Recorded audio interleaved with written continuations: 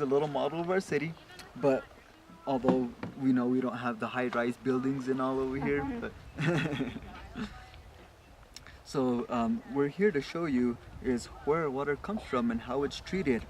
So how many of you know where our water comes from?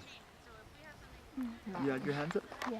The Santa Fe River. Santa Fe River, yes, we're right in it, right?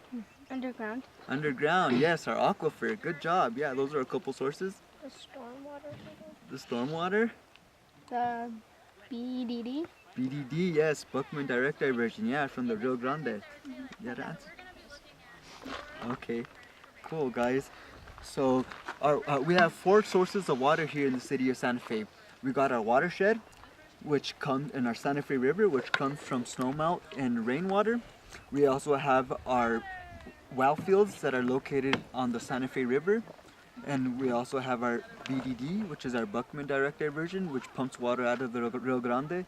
And we have well fields on the Rio Grande as well. So those are our 4 sources of water here in the city of Santa Fe. So here we're here to demonstrate how our water comes from the river and how it's treated.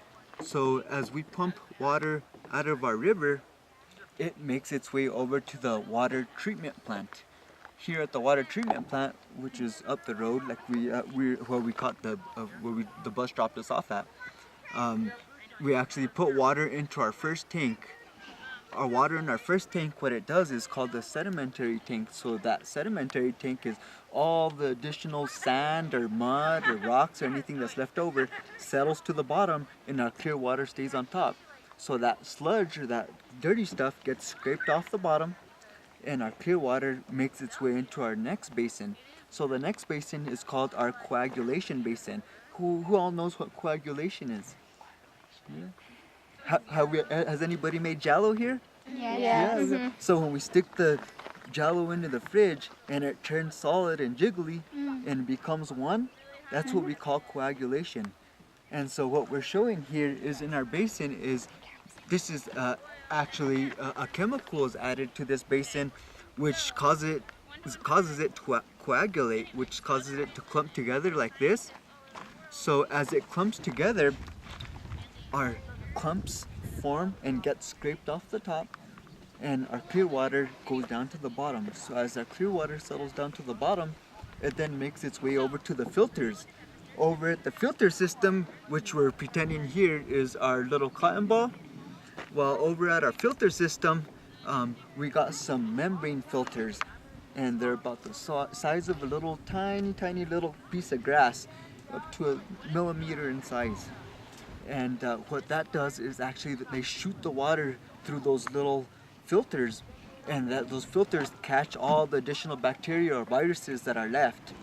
So as those bacteria are caught and the viruses are caught, they actually end up getting filtered out of the system. So our next tank is our clear water. So that's where our clear water ends up after it gets filtered. So after it gets filtered, they actually shoot it with UV. So as we all know, it's ultraviolet light.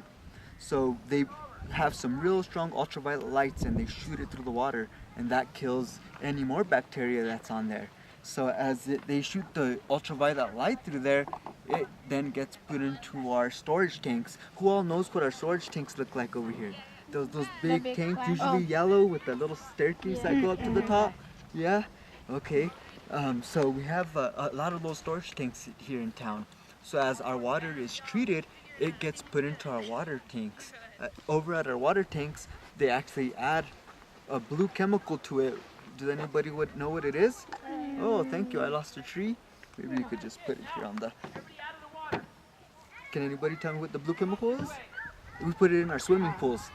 Chlorine. Chlorine, yes, yeah. So we add chlorine to our water, and we also add fluoride. So when water is put into our tanks, it already has chlorine in it. So when water makes its way out of the tanks, it actually... So here's our clear water, our clean water. So as we can see, it's making its way out of the tanks. And if we lift up our city building, we have water going over to our city building. Oh, it's almost making it there. And we also have water going into our residence or to our homes. So this is how our clean water gets there. And we have two pipes, one for dirty water and one for clean water. Can anybody tell me why that's important?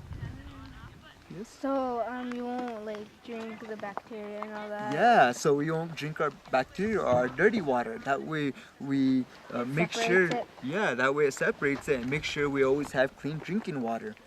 So our next demonstration is going to be our sewage.